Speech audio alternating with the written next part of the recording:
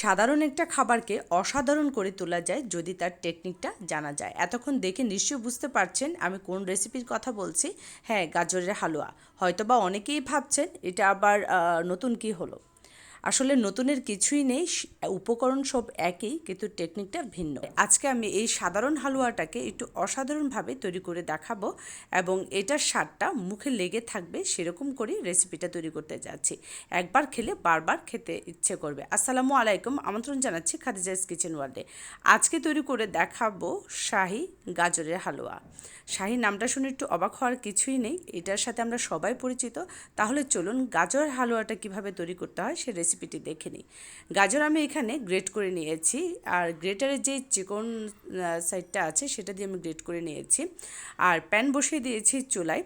আর এটার মধ্যে আমি আজকে তেল এবং ঘির মিশ্রণে হালুয়াটা তৈরি করে নেব। যারা ঘি দিয়ে তৈরি করতে চাচ্ছেন না তারা চাইলে কিন্তু তেল দিয়েও তৈরি করতে পারবেন। আবার ঘি আর তেল একসাথে দিয়ে কিন্তু আপনারা এই হালুয়াটা তৈরি করতে পারবেন। প্রথমে আমি এখানে তেলটা দিয়ে দিয়েছি আর ঘি 2 টেবিল চামচ দিয়ে এটা যখন একটু গরম হয়ে এসেছে তখনই কিন্তু আমি এখানে গাজরটা অ্যাড করে দিচ্ছি। আর যখন আমি গাজরটা অ্যাড করে দিচ্ছি তখন কিন্তু ফ্লেমটা হাই করে দিয়েছি। ফ্লেমটাকে হাই করে দিয়ে এই গাজরটাকে অনবরত নেড়ে যেতে হবে। আর এই ছোট ছোট একটু টেকনিক যদি আপনি ফলো করেন আপনার এই সাধারণ গাজরের হালুয়াটা কিন্তু অসাধারণ হয়ে উঠতে পারে। গাজরটা ভাজা অবস্থায় এখানে আমি আরও 2 টেবিল চামচ ঘি অ্যাড করে দিচ্ছি। আপনি যদি পুরো হালুয়াটা তেল দিয়ে করেন এতে করে কিন্তু আপনার প্রথমেই তেলটা বেশি করে দিয়ে কিন্তু হালুয়াটা তৈরি করতে হবে।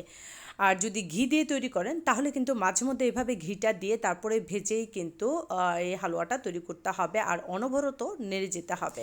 এখানে আমি 1.5 কাপ চিনি অ্যাড করে দিচ্ছি। আমি এখানে 2 কেজি গাজর নিয়েছি আর 1.5 কাপ চিনি অ্যাড করে দিচ্ছি। 2 কেজি গাজরের জন্য কিন্তু 1.5 কাপ চিনি পারফেক্ট ছিল। আর আপনারা যদি মিষ্টিটা একটু বেশি খেতে চান সেই ক্ষেত্রে কিন্তু 2 কাপ অ্যাড করতে পারেন। চিনিটা দেওয়ার পর যখন দেখবেন এটার মধ্যে পানি উঠে গেছে তখন কিন্তু সাথে সাথে দুধটা অ্যাড করতে হবে। আর আমি ঘন করে নেওয়া 1 কাপ লিকুইড দুধ অ্যাড করে দিচ্ছি। চিনির পানিটা শুকিয়ে যাওয়ার পর আপনি যদি এখানে দুধটা অ্যাড করেন এতে করে কিন্তু এটা বেশি সেদ্ধ হয়ে যাবে, খেতেও ভালো লাগবে না এবং কালারটাও পারফেক্ট থাকবে না। আশা করছি আপনারা বুঝতে পেরেছেন। আর আমি এলাচের গুঁড়া দিয়ে দিচ্ছি এখানে 1/4 চা চামচ, আর সেটা অ্যাড করে দিয়ে আমি এটাকে অনবরত নেড়ে যাব।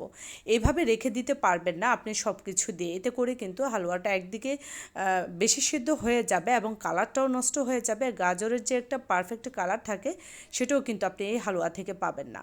তাই এটাকে অনবরত নেড়ে চেড়ে হাই ফ্লেম করে দিয়েই কিন্তু আপনার এই গাজরের হালুয়াটা তৈরি করে নিতে হবে। এটাকে আমি অনবরত নেড়েই যাচ্ছি। আর মাঝখানে এভাবে পানিটা রাখবেন না, বরং সব দিক দিয়ে আপনি এটাকে নেড়ে যাবেন। এই হালুয়াটা সবচেয়ে বেশি টেস্ট হয় যদি আপনি একটু পুরাটাই ঘি দিয়ে করেন।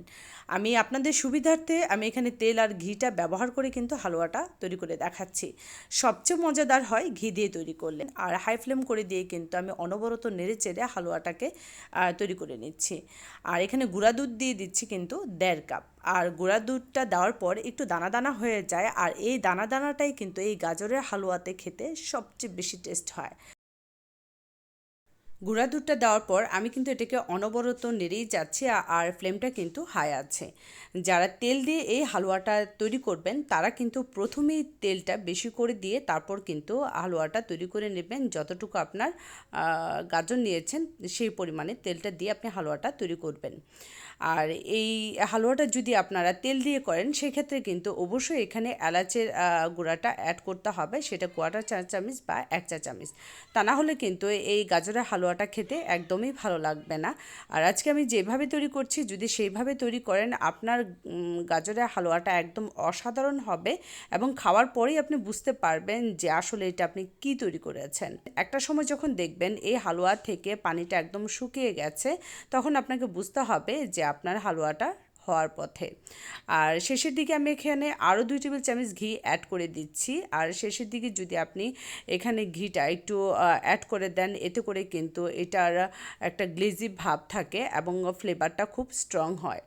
আর আমি এটা শেষের দিকে বাদাম অ্যাড করে দেবো। আপনার চাইলে কাজু বাদাম, পেস্তা বাদাম এখানে অ্যাড করতে পারেন। যারা যেরকম বাদাম খেতে পছন্দ করেন সেরকম বাদাম এখানে আপনি অ্যাড করতে পারেন। বাদামটা দেওয়ার ফলে কিন্তু এটার টেস্টটা আরও বেশি বেড়ে যায়, আর শাহি একটা ফ্লেভার সব কিছুতেই চলে আসে। আপনি যখন এটা মুখে দিবেন গুঁড়া দুধের একটা মজা পাবেন, ঘির একটা ফ্লেভার পাবেন, এবং হালুয়ার যে একটা কালার সেটা কতটা সুন্দর সেটা আপনি নিজেই তৈরি করলে বুঝতে পারবেন। আর আমার গাজরের হালুয়াটা কিন্তু হয়ে গেছে, আর আমি অনবরত নেড়ে চেড়ে হাই ফ্লেম করে দিয়েই কিন্তু হালুয়াটা তৈরি করে নিয়েছি। দেখুন এটার ভিতরে কিন্তু একটুও পানি নেই, একদম শুকিয়ে গেছে। আমি কিন্তু এখানে একদম পারফেক্টভাবে হালুয়াটা তৈরি করে নিয়েছি, এবং কালারটা কত সুন্দর এসেছে সেটা দেখে নিশ্চয়ই বুঝতে পারছেন। আর এই হালুয়াটা হয়ে যাওয়ার পর সাথে সাথে কিন্তু আপনার সার্ভিং ডিশে নিয়ে নিতে হবে, তা না হলে এটার যে কালারটা সেটাও কিন্তু ভালো থাকবে না, এবং সেটা ওভারকুকড হয়ে যাবে যদি আপনি যে হাঁড়িতে রান্না করেছেন বা যেই প্যানে রান্না করেছেন যদি সেটাই রাখেন। দেখেন এখানে গাজরের হালুয়াটা কতটা পারফেক্ট হয়েছে, একটু ঝরঝরে বা একটু আঠালো, ঠিক সেরকম করেই কিন্তু আপনি হালুয়াটাকে তৈরি করে নিতে পারেন। আজকের এই রেসিপিটা ভালো লেগে থাকলে লাইক, শেয়ার, কমেন্ট এবং সাবস্ক্রাইব করতে ভুলবেন না। এরকমই নিত্য নতুন রেসিপি পেতে নোটিফিকেশন বেলটি অন করে রাখবেন। শাহি এই গাজরের হালুয়াটা কিন্তু আপনি আরও কিছু বাদাম অ্যাড করে দিয়ে পরিবেশন করতে পারেন, সেটা পেস্তা বা কাজু বাদাম বা অন্য কোনো বাদাম হতে পারে। আর এখানে আমি শুধু কাজু বাদামটাই অ্যাড করেছি। যারা ফুল রেসিপিটা দেখে এখনও বুঝতে পারেননি যে এখানে আমি কতটুকু উপকরণ নিয়েছি, তাদের সুবিধার্থে উপকরণটা আমি আবারও বলে দিচ্ছি।